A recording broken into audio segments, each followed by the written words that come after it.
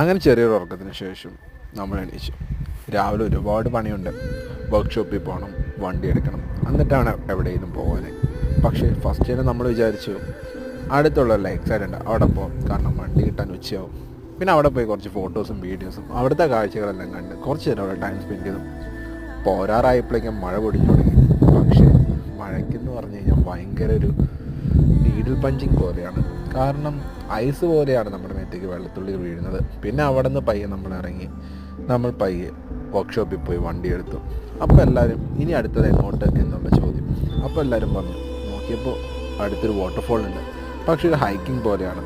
എല്ലാവരും റെഡിയാണ്. അപ്പോൾ മഴയത്ത് ചെറിയ ചാറ്റൽ മഴയെല്ലാം കൊണ്ട് നമ്മൾ ഹൈക്കിംഗ് സ്റ്റാർട്ട് ചെയ്തു. നമ്മൾ മുകളിലേക്ക് കയറുകയാണ്. നല്ല രസമാണ് പോകുന്ന വഴിയെല്ലാം. അപ്പോൾ ഹൈക്കിങ്ങിൻ്റെ വിശേഷങ്ങളുമായി അടുത്ത വീഡിയോയിൽ പിന്നെ കാണാം. അതുവരെ ബായ്.